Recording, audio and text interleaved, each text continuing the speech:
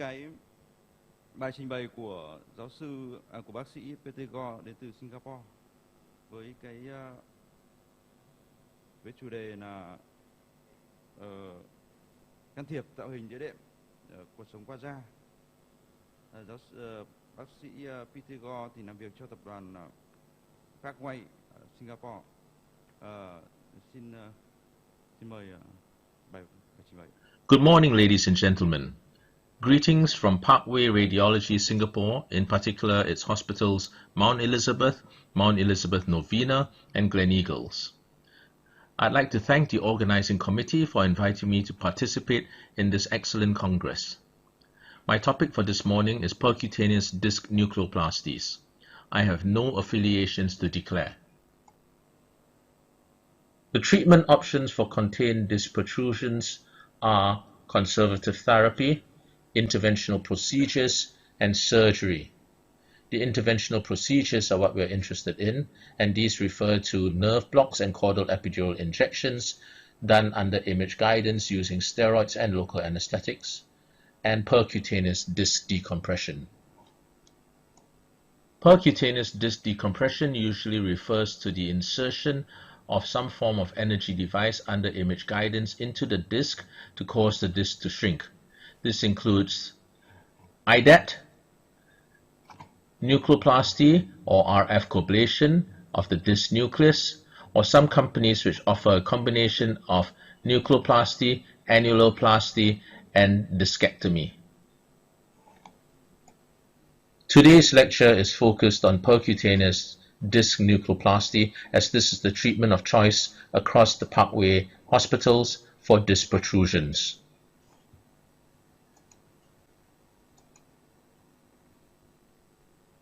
What is nucleoplasty?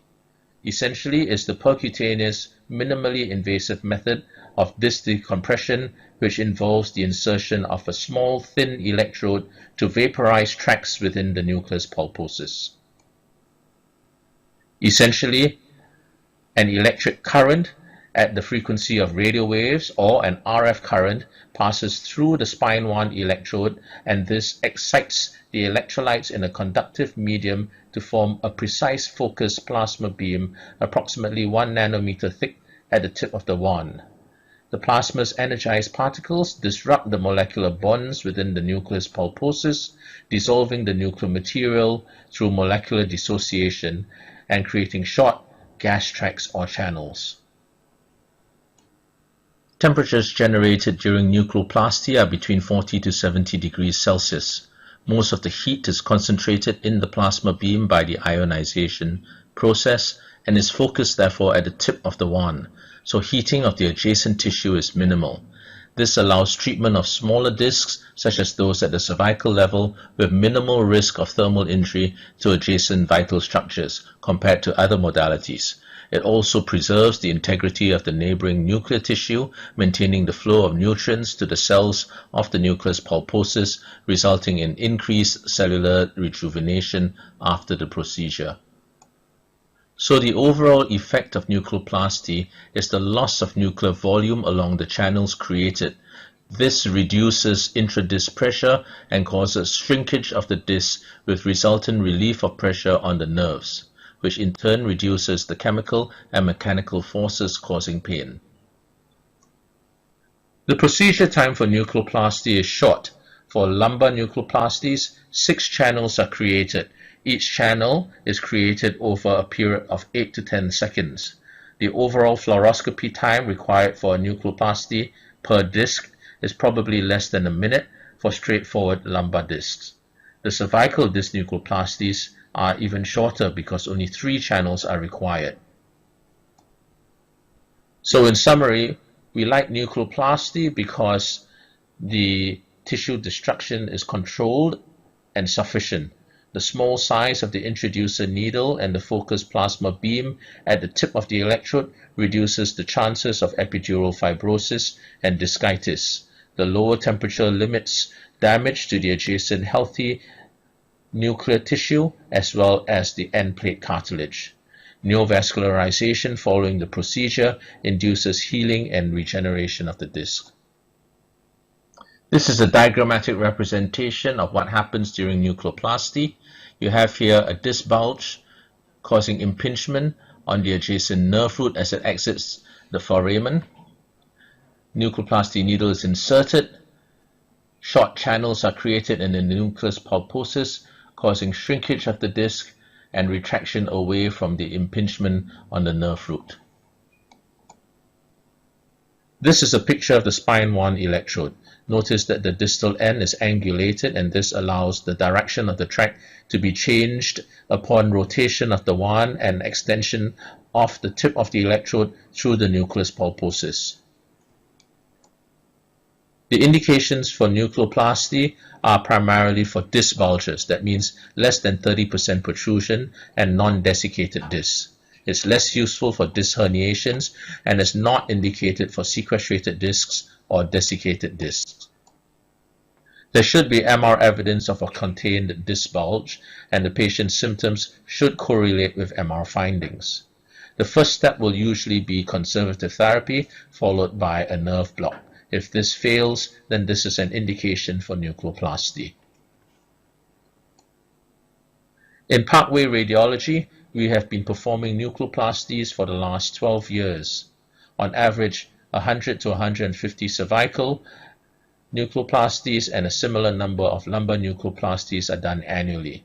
All cervical nucleoplasties are performed under CT-Fluoroscopy, and all lumbar nucleoplasties under fluoroscopy in the angio unit. Most cases are day surgery cases, and they are performed under conscious sedation with the help of an anesthetist. Our success rates are pretty good, 75 to 80% success rate, with symptomatic improvement within the first 2 weeks and progressive improvement over the next 4 to 6 weeks. In general, we find that cervical nucleoplasties respond faster and do better than the lumbars. So far, we have no major complications with these procedures. This slide illustrates the efficacy of nucleoplasty in miscellaneous publications. I draw your attention to Professor Ganji's textbook on imaging in percutaneous musculoskeletal interventions and the results that he describes with his nucleoplasties. I'm sure you're all aware that Professor Ganji is one of the pioneers of nucleoplasty. We come now to the technique for lumbar nucleoplasty.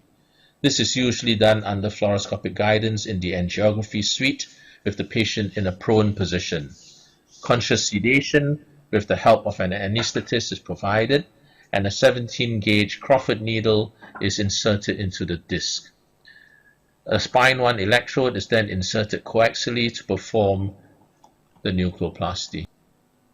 Test coagulation is performed by sending a low-dose electric current through the electrode into the disc to ensure that there is no neurostimulation. Once this is ascertained, coblation commences. 6 0.5 to 1 centimeter long channels are created by extending the electrode into the disc over an 8 to 10 second period with the machine set at the coblation mode. Rotation of the spine 1 is then performed in between each coblation track at 2-hour intervals around the clock face to extend 6 tracks in different directions. This is a good case to demonstrate a typical lumbar nucleoplasty. The MR shows a mild disc bulge at L3, L4 and a slightly more prominent one at L4, L5. The level is first localized on AP screening. The tube is then rotated obliquely to about 45 degrees so that the Scotty dog is nicely formed. You can see this is my daughter's pet Scotty dog with the head and the ear located between the posterior and the anterior end plates of L5. This is the head of the Scotty formed by the transverse process.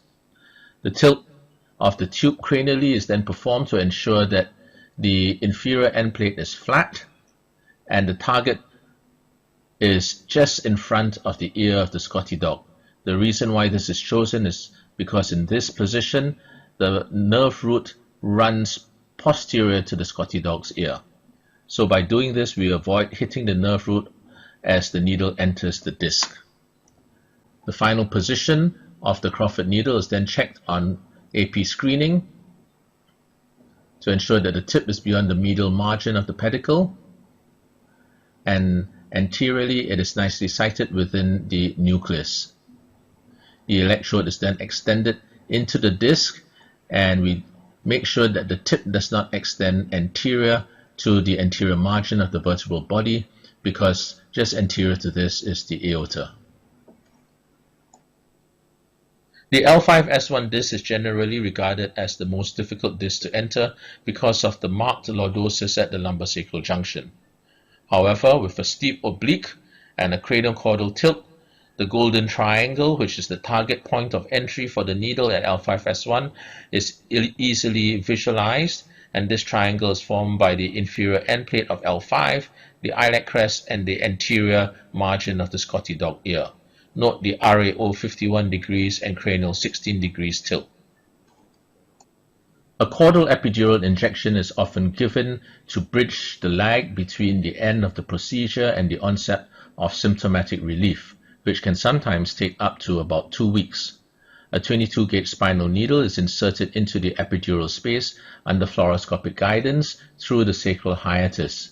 A small amount of contrast is injected to confirm satisfactory positioning of the needle tip before a mixture of dexamethasone and marcaine is injected. Usually approximately 20 to 24 milligrams of dexamethasone is given. An ipsilateral exit foramen nerve block may be performed during withdrawal of the Crawford needle after the nucleoplasty. Under fluoroscopy, the tip of the Crawford needle is placed at the level of the exit foramen of the nerve root, and a mixture of dexamethasone and marcaine is injected. A facet joint injection and a contralateral exit foramen nerve block may also be performed at the same sitting if the patient's symptoms are clinically appropriate.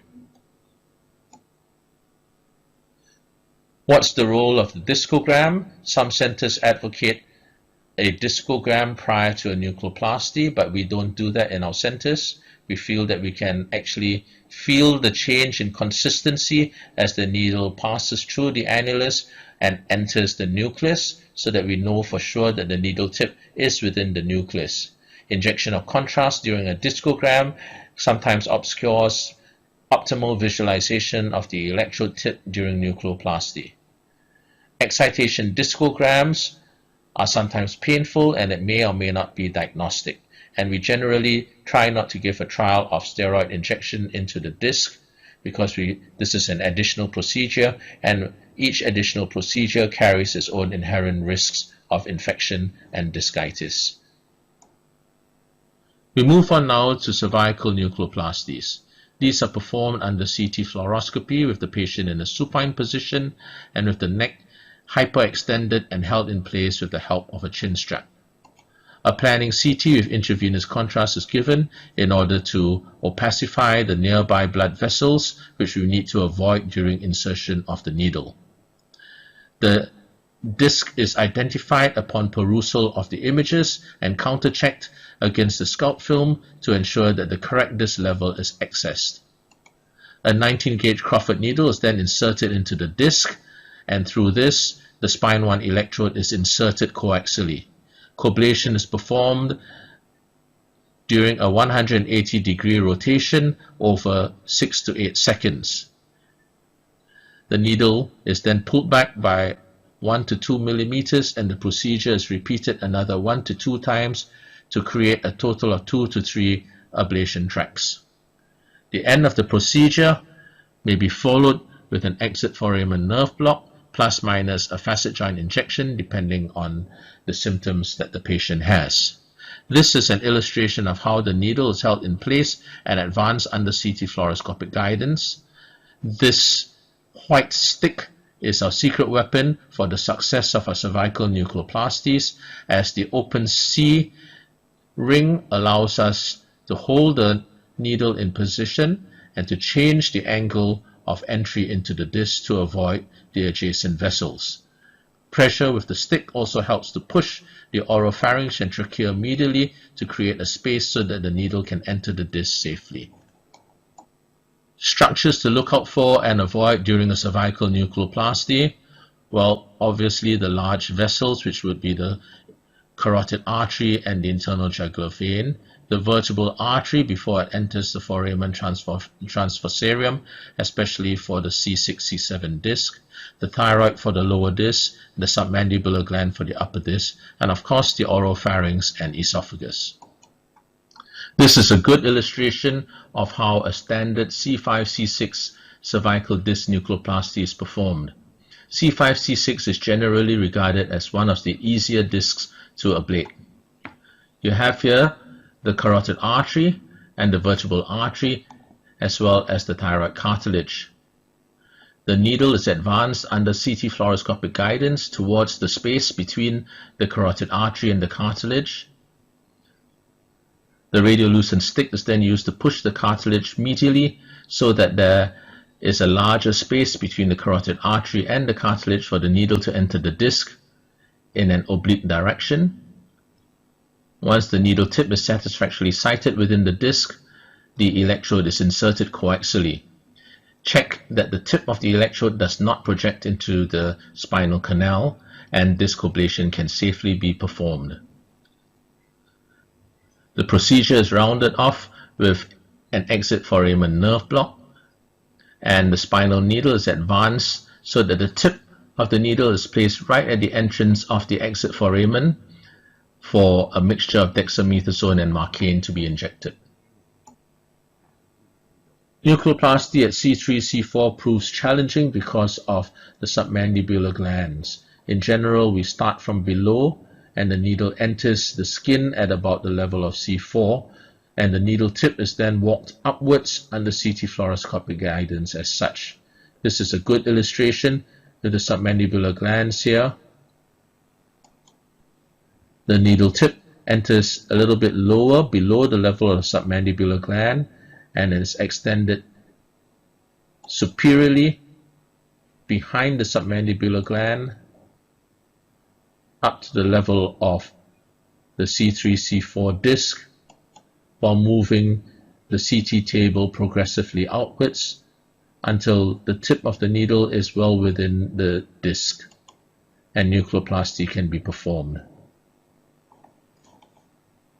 Cervical nucleoplasty at C4, C5 is generally regarded as straightforward, but do be aware of potentially large piriform sinuses so that you don't end up placing the needle through the piriform sinus.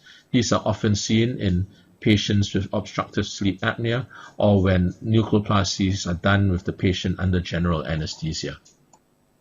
At C6, C7, we want to avoid puncturing through the thyroid gland or hitting the vertebral artery. This is usually the preferred trajectory of the needle, posterior to the internal jugular vein, anterior to the vertebral artery, and posterior to the carotid artery. As such, post-procedure care involves lying flat in bed for 1 to 2 hours, plus minus prescribing a cervical collar for patients with cervical discs. The patient may be referred for physiotherapy. Remember to remind them no excess bending and lifting for the next 10 days or so. The procedure is usually done as a day surgery case, and the patients may be discharged 2 to 3 hours after the procedure. Complication rates are regarded as low, and they generally depend on the operator experience. The complications include discitis, paravertebral hematoma, neural and vascular injuries, pneumothorax for low cervical lesions, and injury to the vertebral end plates, but these are usually seen in higher energy disc decompression devices rather than nucleoplasty. In conclusion, ladies and gentlemen, nucleoplasty is considered to be relatively safe as there are fewer complications compared to other treatment modalities, and it is easy to perform, especially with good imaging techniques and for the trained interventional radiologists. The results are excellent, with good pain relief without having to subject the patient to a surgical procedure, as it is minimally invasive.